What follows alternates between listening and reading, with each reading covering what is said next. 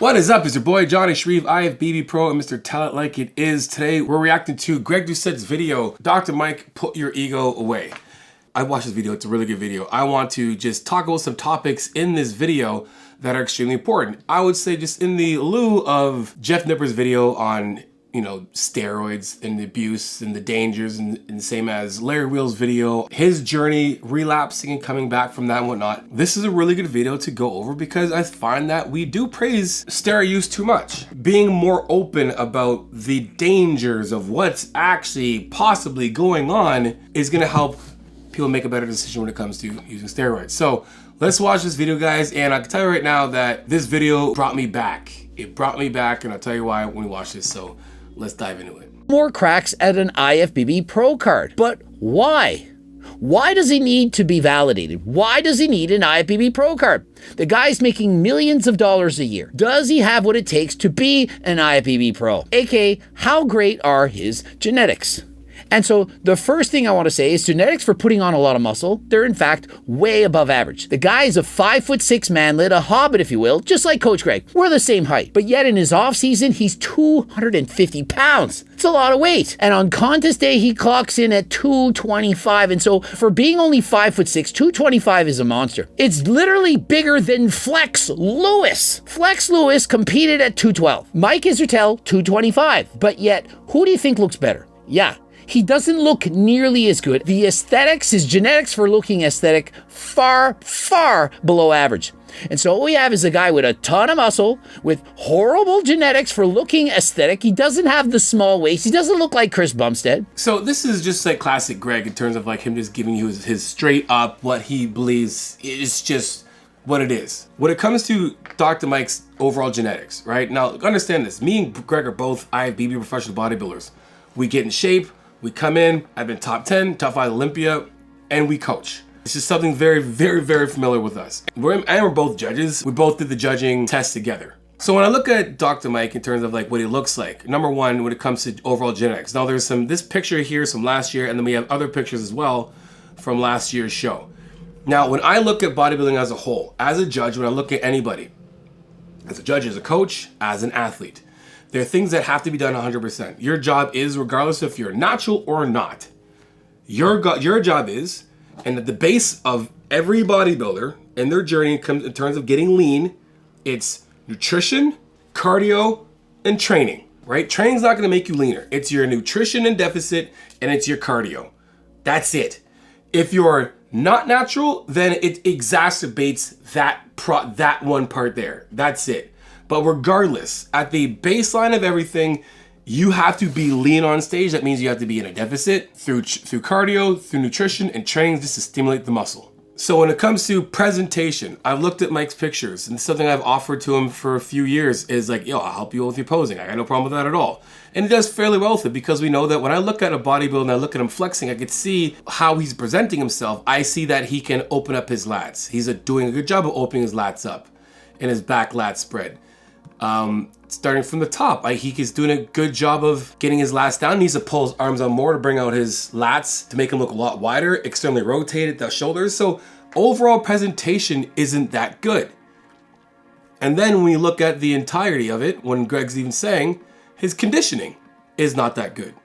So when it comes to him being a good bodybuilder based on genetics, I can't say based on genetics he's anything. What I can say in terms of genetics is, number one, he does have the genetics. If you want to be a bodybuilder, your prerequisite to becoming a national level bodybuilder who can potentially win a pro card, you need to have legs. First of all, you need to be able to put on muscle, right? If you can't do it naturally, you're not gonna be able to do it with gear. So regardless, if you can put on muscle, great, check. Two, where's that weight, dispersed at when it comes over your body? Where is it at? You have big legs? Great. You have a big shoulders? Great. You have a big chest? Great. You have big back? Great. Do you have big arms or whatever? Great. He checks all the boxes. Where he doesn't excel is just at his genetic peak in terms of his overall shape. His shape. But when it comes to bodybuilding, as open class bodybuilder, super heavyweight, whatever it is, bodybuilding has the aesthetic big guys, the aesthetic medium aesthetic, but you know, and mass monsters, and then you have your mass monsters. Here's an example. Andrew Jacked is a aesthetic freak. That's the Ronnie Coleman's, the Flex Wheelers, that's that type of guy. Your in-between physique is your Hattie Chopin, your Will Bonac. Myself, when I was in that, I'm a bigger guy. I'm big, I'm short, I still have aesthetics, but I don't have the itty bitty waist like Derek Lunsford has. And then you have the guys who are just mass monsters. That is, you know, making the best out of your physique. That is a Nick Walker. So when I look at Doc Mike and his pose, and even this pose here and him presenting it, he's doing a great job in terms of all presentation and what he looks like. What he's lacking is his conditioning and his fullness. And so overall, if we have to rate his overall genetics as a bodybuilder, I'm still giving him above average rating. Now we're talking about in bodybuilding, right? We're not talking about the guys who are not gonna make in bodybuilding. We're not talking about the wannabes trying to be it. We're not talking about the novice. We're talking he's a national level competitor who is competitive. He definitely has a above average bodybuilding physique and all that comes with it. That's why he's in the running too, or he's at the doorstep or really close to winning his pro card. You don't almost get close to winning your pro card if you don't have genetics. But comparing it to everybody else out there, aesthetically, he's weaker there, 100%. Seriously endanger your health. It will make you look flat and depleted. And so imagine, how many people do you think Mike has encountered who he's coached bodybuilding, who we've seen and given advice to? Probably thousands, yet he has the worst genetics for holding water.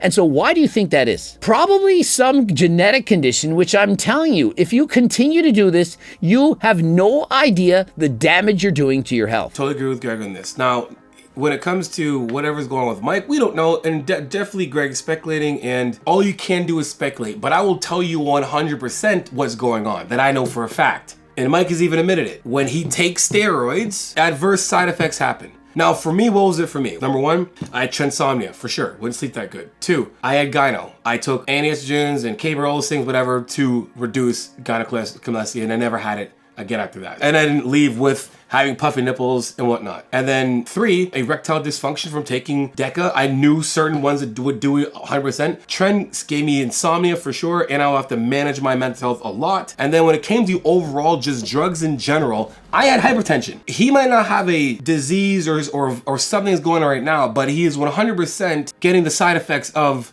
steroids. While he does steroids, he gets crazy water retention, anxiety. Those are things. Let's keep watching. Because of this, I do believe he's hinting at suggesting he has hyperaldosteronism. It's a kidney disease. I can't be certain, but based on how he's wording these things, I do believe that's what he has. And just so you know, 100 milligrams of aldactone is something you would give to somebody in heart failure. It's a very high. When I coach myself as well as others, I normally would get rid of testosterone anywhere from 2 to 3 weeks before the competition. And these were longer esters. For example, an enthate or cypionate. The fact that he has to cut it out 6 weeks out shows me he is hypersensitive to holding water. And I would definitely agree with that, because when I was during my prep again, I would have a lot of water retention. Now, for me, I wouldn't cut out testosterone 6 weeks out at all. What I would do, like when it comes down to it, around 8 weeks out, we can switch things over to your faster esters, right? So if you're doing like test nth, you can do, you know, test prop,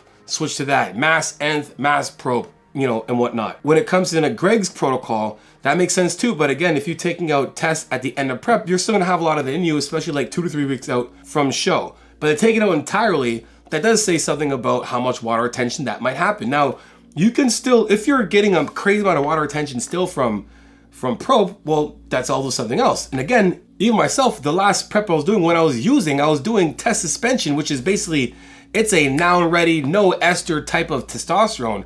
And I still held a ton of water. Why? Because that is the side effect of steroids. There's underlying something going on, whether it's hypertension or maybe the disease that Greg stated, or just overall just stress, high blood pressure. Those things affect people differently. And for me, it affected me a lot. I was a person who would have crazy amounts of water. He starts aldactone 2 weeks before the competition at 100 milligrams a day. I have never in my life seen anyone need 100 milligrams of aldactone that far out.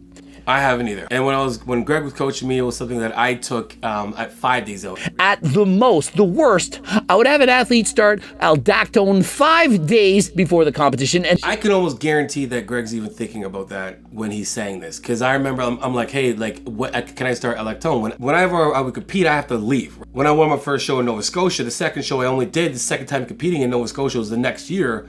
When I won, I've always had to travel. So for me, holding water, hypertension, and traveling, the water was ridiculous. So I would 100% have to start aldactone load for my diuretic because of that.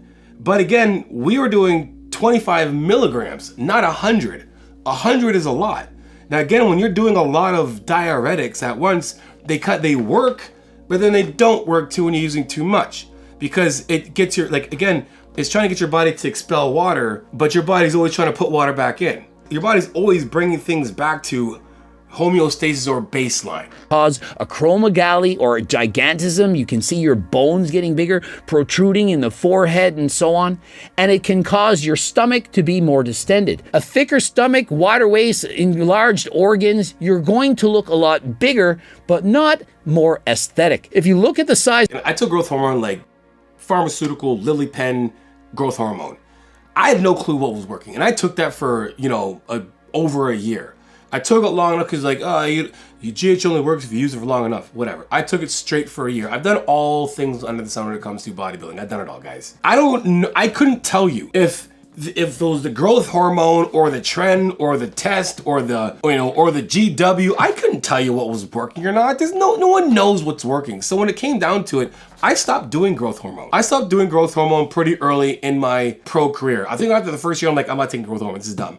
It's draining my pockets, number one. And two, I don't know if it's actually working. The benefits, I'm like, nah, I don't see it. It doesn't look like Chris Bumstead. And so because of that, his weight is inflated. 5'6", 225 pounds on stage. He should, without question, be an IFBB pro with ease. But yet he's not. And why? Because he doesn't have the aesthetics. If the majority of your weight is in your abdomen, and remember, he does have an android fat distribution. Now, again, when it comes to his overall genetics, that's where I disagree with Greg. I agree with Greg that he is not the most aesthetic bodybuilder. But when it comes down to bodybuilding is putting yourself in a position, posing to hide your weaknesses and show your strengths. Nick Walker doesn't have the prettiest physique ever, but he can pose in a way where it makes his waist look smaller. Dr. Mike would be considered a mass monster, meaning I'm not looking for aesthetics from Doc. When Doc Mike comes out on the stage as a judge, I'm not looking for aesthetics. I'm looking for muscularity,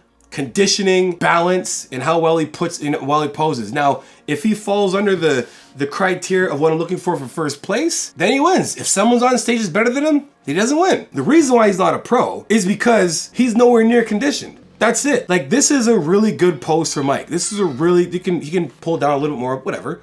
But this is a really good pose for Mike. That shows great balance from right to left, up and down, top to side, all the way. But you can see clearly he's nowhere near lean enough to take home anything. And you can tell there's flatness of his chest. Is his chest flat in real life? No, Mike has a big chest. Mike's chest is flatness of his chest. His overall conditioning to me in this prep looks like he definitely overfed and softened up, lost his pump so he don't see his fullness of his chest, and he just wasn't lean enough. That's why he's not a pro right now. So when it comes down to a lot of guys, when it's not a matter of if, it's when. It's when they get as lean as they possibly can. Dr. Mike Inside Out Peeled wins his class, and then he's more in the running to win his pro card. Got a glimpse of that when I was 16, and I was like, more.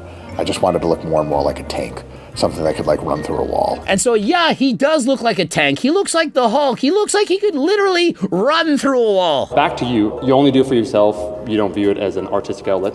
Understood on both fronts. It's art, but it's for me. Only reason he competes is to prove to other people that his methods work at least marginally better than other people. And here's where I really chime in and give you guys my hard truth to that. Everybody, and I remember Greg saying this a long time ago. He's like, getting your IFBB pro card is like getting your PhD in fitness. You can't say that any more truer than I just said it. Because a guy like Dr. Mike, he's a professor, he's a doctor. It's like, I'm doing this bodybuilding thing to hopefully my pro card to show you that my methods actually work. You got a thesis that shows you that whatever you're gonna say is probably gonna, you know what I'm saying? So if you think about it, that pro card to a lot of people means that thing. For me, it was, I need to become a professional athlete because I blew it as a football player. That was my headspace. I was like, what's next? I gotta do this. Oh, you can be a pro at this thing? All right, cool, let me pursue being a pro. I didn't know anything about the making money stuff until later. And I was a coach, and I'm like, hey, being a professional pro coach, great, I need to do that, that's what I wanna do. But for the most part, it 100% helps your career. In any way, shape, or form, somehow, 100% it does. People look at that pro card like it's an accolade that's a step higher than being a doctor. Like if you coach some people in IFBB, or if you coach people who are on the Olympia stage, if you're an Olympian, you consider to know more than most, even doctors like Dr. Mike, about their protocols in terms of bodybuilding. I love bodybuilding. When I've got into bodybuilding and they're like, yo, there's a posing, and I'm like, there's posing? I used to dance, this is dope, it's awesome. There's a posing aspect to this. I love the performance. I love posing. I love presenting on stage, and I love sharing it. But that part of the journey, that real love you have for the sport, I think is what's missing. You take Dr. Mike's methods and you put them into building muscle, creating the physique for you, putting those fundamentals in the proper places to strategize, to create a plan that can give you bigger chest, bigger arms. It works 100%. The difference between that and going on stage and that journey, everybody who does bodybuilding, regardless, I don't care what class you're in, if you have to be lean on stage, you need to be in a deficit. You need to be willing to do the cardio and train hard the entire prep. Are you willing to do what's necessary to reach your goals and work hard day in, day out? If the answer is yes, great. But then it's also making sure we can do that as healthy as we possibly can. That's it for today, guys. Hope you enjoyed the video. If you did, make sure you like, subscribe, and share. And become all that tell like it is, transparent, vulnerable truth. And guys, make sure you hit the link in the description below for the discount codes and promo codes that help save your life or change your life for the better. Because you know how it is, iron sharpens iron, progressive overload your life. In the meantime, keep dreaming, peace.